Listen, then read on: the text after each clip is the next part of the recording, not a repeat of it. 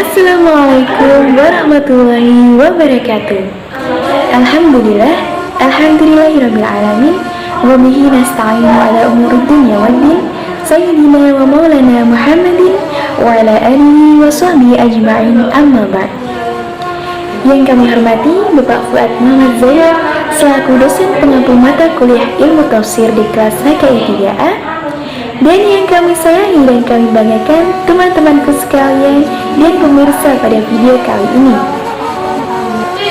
Pada kesempatan kali ini, kami dari kelompok HKI 3A yang beranggotakan Umniyatul Aula NIM 2021211010, kemudian Ihda Muhimmah dengan NIM 2021211019, dan Ermal Febriana dengan NIM 2021211025 akan memaparkan hasil diskusi kelompok kami yang membahas tentang tafsir sejarah Nabi Adam alaihissalam. Adapun cakupan pembahasan materi yang akan kami bahas, yang pertama yaitu kabar penciptaan khalifah, yang kedua yaitu proses penciptaan Nabi Adam alaihissalam, yang ketiga yaitu perintah sujud kepada Nabi Adam alaihissalam, dan yang terakhir yaitu diturunkannya Nabi Adam dan Siti Hawa ke bumi. 1. Quran Surah Al-Baqarah ayat 30 tentang kabar penciptaan khalifah di bumi. Bismillahirrahmanirrahim. Wa idh qala rabbuka lil malaikati inni ja'ilun fil ardi khalifah qalu ataj'alu fiha man yufsidu fiha wa yasfiku dima wa nahnu nusabbihu bihamdika wa nuqaddisu lak qala inni a'lamu ma la ta'lamun. Artinya, dan ingatlah ketika Tuhanmu berkata kepada malaikat, aku ingin menjadikan khalifah di bumi. Mereka bertanya, apakah engkau hendak menjadikan orang yang merusak dan menumpahkan darah di sana, padahal kami bertasbih memuji dan menyucikan namamu. Dia berkata, sungguh aku mengetahui apa yang tidak kalian ketahui. Quran Surah Al-Baqarah ayat 30. Penjelasannya, dalam tafsir Jalalain dijelaskan bahwasanya Allah ingin menjadikan khalifah di bumi, yaitu Nabi Adam. Nabi Adam disebut khalifah karena beliau adalah pengganti jin yang datang sebelumnya. Malaikat menyanggah hal tersebut dengan dalih manusia adalah orang yang merusak, bermaksiat, dan senang melakukan pertumpahan darah sebagaimana yang telah dilakukan oleh bangsa jin sebelumnya. Lalu Allah berkata, sungguh aku Allah mengetahui apa yang tidak kalian ketahui, yaitu kemaslahatan di dalamnya. Allah mengetahui bahwa di tengah keturunan Adam ada dari mereka yang berbuat taat dan menyembahku, yaitu para nabi, para wali, dan para ulama. Sebagian ulama pula ada yang mengatakan bahwa Allah mengetahui di tengah kalian ada yang berbuat durhaka padaku, yaitu iblis. Imam Al-Baidawi dalam tafsirnya Anwarut Tanzil wa Asrarut Ta'wil mengatakan Surah Al-Baqarah ayat 30 mengisyaratkan nikmat ketiga yang mencakup semua manusia. Pengutaraan Allah atas rencananya menjadikan khalifah kepada malaikat bermanfaat sebagai bentuk pengajaran musyawarah pengagungan zat yang akan diciptakan. Jawaban Allah atas malaikat menunjukkan bahwa hikmah itu menuntut penciptaan makhluk manusia lebih banyak kebaikannya karena meninggalkan kebaikan yang banyak hanya karena ada sedikit keburukan merupakan keburukan yang begitu besar. Malaikat, kata Imam Al-Baidawi, mengetahui bahwa makhluk yang akan diangkat sebagai khalifah Allah memiliki 3 kekuatan inti, yaitu kekuatan syahwat, kekuatan ghadab yang membawa mafsadah dan pertumpahan darah.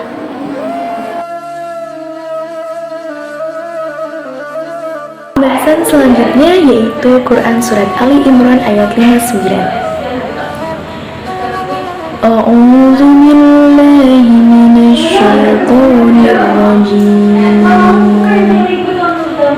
Bismillahirrahmanirrahim. Inna masalu Isa indallahi kamasali Adam khalaqahu min turab khalaqahu min turabin summa fayakun. Shadaqallahul azim. Yang artinya, sesungguhnya perumpamaan atau penciptaan Isa bagi Allah seperti penciptaan Adam. Dia menciptakannya, kemudian dia berkata kepadanya, jadilah, maka jadi sesuatu itu. Dalam tafsir Ibnu Katsir dijelaskan bahwasanya mengenai proses penciptaan Nabi Adam dari tanah disamakan dengan Nabi Isa dalam ayat tersebut. Karena Nabi Adam sama seperti halnya Nabi Isa, sama-sama diciptakan tanpa memiliki bapak. Dan Nabi Adam itu diciptakan tanpa bapak, tanpa ibu atas kehendak Allah. Asal muasal kejadian diciptakan dari tanah. Kemudian anak keturunannya diciptakan melalui air mani. Ayat selanjutnya yaitu Quran Surat Al-Baqarah ayat 31. Bismillahirrahmanirrahim. وعلم آدم الأسماء كلها ثم عرضهم على الملائكة فقال أنبئوني بأسماء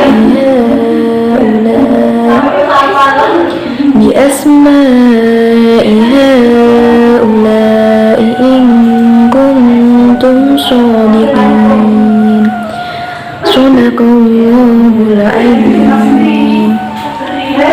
Yang artinya, dia mengajarkan Adam semua nama-nama benda, kemudian menampilkan semuanya di hadapan para malaikat, lalu mengatakan, sebutkanlah kepadaku nama-nama semua benda itu, jika kamu memang benar orang-orang yang benar. Syekh Jalaluddin dalam tafsir Jalalain mengatakan bahwa Allah memberikan langsung pemahaman nama-nama benda dalam hati Nabi Adam alaihissalam, kemudian menampilkan semua benda-benda itu. Di sini terdapat pemenangan makhluk berakal di hadapan para malaikat. Allah mengatakan kepada mereka sebagai bentuk kemenangan hujah. Allah menyuruh Nabi Adam untuk menyebutkan dan memberitahukan nama-nama semua benda itu. Hal ini menunjukkan bahwa Allah tidak menciptakan makhluk yang lebih pandai dari Nabi Adam, atau bahwa Nabi Adam itu lebih berhak pada khalifah sebagai pengganti Allah. Kemudian Imam Ibnu Katsir dalam karyanya Tafsirul Qur'anil Azim menjelaskan surat Al-Baqarah ayat 31 merupakan sebuah petunjuk di mana Allah menyebutkan kemuliaan bangsa Adam dibandingkan jenis malaikat atas keistimewaan pengetahuan nama-nama segala benda yang tidak diketahui oleh bangsa lainnya. Peristiwa ini, kata Imam Ibnu Katsir, terjadi setelah malaikat sujud kepada Nabi Adam alaihissalam. Pasal ini didahulukan karena berkaitan dengan kedudukan Nabi Adam alaihissalam dan ketidaktahuan malaikat atas hikmah penciptaan Khalifatullah, yaitu ketika mereka bertanya demikian. Lalu Allah menjawab bahwa Dia mengetahui apa yang mereka tidak ketahui. Allah menerangkan hal ini untuk menjelaskan kepada malaikat terkait kelebihan Nabi Adam alaihissalam atas ilmu yang dianugerahkan kepadanya. Tetapi pendapat yang sahih, kata Imam Ibnu Katsir, Allah mengajarkan segalanya baik benda, sifat maupun perbuatan, sebagaimana pandangan sahabat Ibnu Abbas radhiyallahu anhu. Selanjutnya yaitu Quran Surat Al-Baqarah ayat 36 sampai dengan 38. Bismillahirrahmanirrahim. Fa'anzalahuma syaitanu anha fa'akhrajahuma mimma kana fihi wa qulna ihbidu ba'dukum li ba'din aduwwun wa lakum fil ardi mustaqarrun wa mata'un ila hin. Fatalaqa Adamu min Rabbi kalimatin fataba alaihi innahu huwa tawwabur rahim. qulna ihbidu minha jami'a fa imma ya'tikum minni hudan faman tabi'a hudaya fala khaufun 'alaihim wala hum yahzanun. Artinya, lalu setan memberdayakan keduanya dari surga sehingga keduanya dikeluarkan dari segala kenikmatan ketika keduanya di surga. Dan kami berfirman, turunkanlah kamu. Sebagian kamu jadi musuh bagi yang lain, dan sebagian kamu ada tempat tinggal dan kesenangan sampai waktu yang ditentukan. Kemudian Adam menerima beberapa kalimat dari Tuhannya. Lalu dia pun menerima taubatnya. Sungguh Allah Maha Penerima Taubat dan Maha Penyayang. Kami berfirman, turunkanlah kamu semua dari surga. Kemudian, jika benar-benar datang petunjukku kepadamu, maka barang siapa mengikuti petunjukku, tidak ada rasa takut pada mereka dan mereka tidak bersedih hati. Telah diriwayatkan oleh Ibnu Jarir at-Tabari dalam tafsirnya dan Ibnu Abi Hatim yang diterima dari Abdullah bin Mas'ud telah menceritakan bahwasanya ketika itu iblis hendak masuk ke dalam surga, namun dihadang oleh malaikat penjaga surga. Lalu iblis merayu seekor ular yang waktu itu masih berkaki 4 agar diperbolehkan masuk mulutnya. Melalui seekor ular ini, iblis leluasa untuk merayu Nabi Adam dan istrinya untuk memakan buah kuldi. Allah telah melarang Nabi Adam dan Siti Hawa memakan buah tersebut. Namun, atas rayuan setan, mereka memakannya, dan atas kejadian itu, Nabi Adam dan istrinya diusir dari surga ke bumi. Dalam riwayat Ibnu Asakir dari Ibnu Abbas, bahwa Nabi Adam diturunkan di Hindustan sedangkan Hawa di Jeddah. Ini adalah riwayat yang sering dijumpai. Dikutip dari kisah Syekh Yusuf Tajul Khalwati dalam surat-surat yang ia kirim dari Soilan atau Kailan kepada para muridnya yang berada di Makassar dan Banten pada akhir abad 17. Dari materi yang sudah kami diskusikan, dapat disimpulkan bahwasanya Allah akan menciptakan khalifah di bumi yang menggantikannya dalam melaksanakan ketentuannya, yaitu Nabi Adam yang diciptakan dari tanah. Para malaikat menyanggah mengenai kehendak Allah itu. Mereka menganggap manusia merupakan makhluk yang suka berbuat kerusakan dan senang melakukan pertumpah darah. Mereka atau malaikat merupakan makhluk yang senantiasa bertasbih kepada Allah, yang tidak pernah menyekutukannya. Allah berkata bahwasanya Allah lebih mengetahui apa yang tidak diketahui oleh mereka. Allah menciptakan Nabi Adam alaihissalam dengan akal untuk menjangkau berbagai jenis pengetahuan, baik konseptual, abstrak, hal empiris, barang-barang imajinatif, dan halusinasi. Allah mengilhamkan kepada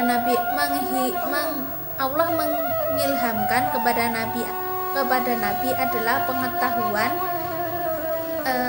kekhasan, dan nama-nama berbagai benda, dasar-dasar pengetahuan. Di saat Allah menyuruh malaikat, jin, dan iblis atau setan untuk bersujud kepadanya, mereka menolak. Namun atas kelebihan yang telah Allah tunjukkan, akhirnya mereka mau bersujud kecuali golongan setan.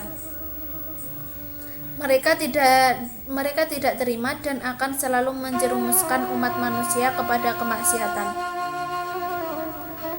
Mengenai penurunan Nabi Adam dan Siti Hawa ke bumi, hal ini merupakan upaya setan untuk mempengaruhi keduanya di surga agar memakan makanan yang dilarang oleh Allah Subhanahu wa taala, yaitu buah kuldi. Atas kejadian itu, Allah murka dan menurunkan Nabi Adam dan istrinya ke bumi untuk merenungi kesalahannya. Dikutip dari riwayat Ibnu Abi Hatim yang diterima dari Abdullah bin Umar bahwa Nabi Adam diturunkan di Bukit Sofa, sedangkan Hawa diturunkan di Bukit Marwah. Demikian pemaparan hasil diskusi dari kelompok kami. Semoga apa yang telah kami sampaikan bisa bermanfaat bagi kita semua. Dan kami mohon maaf yang sebesar-besarnya apabila terdapat kesalahan, baik yang disengaja maupun yang tidak. Cukup sekian dan terima kasih. Wabillahi taufiq wal hidayah. Wassalamualaikum warahmatullahi wabarakatuh.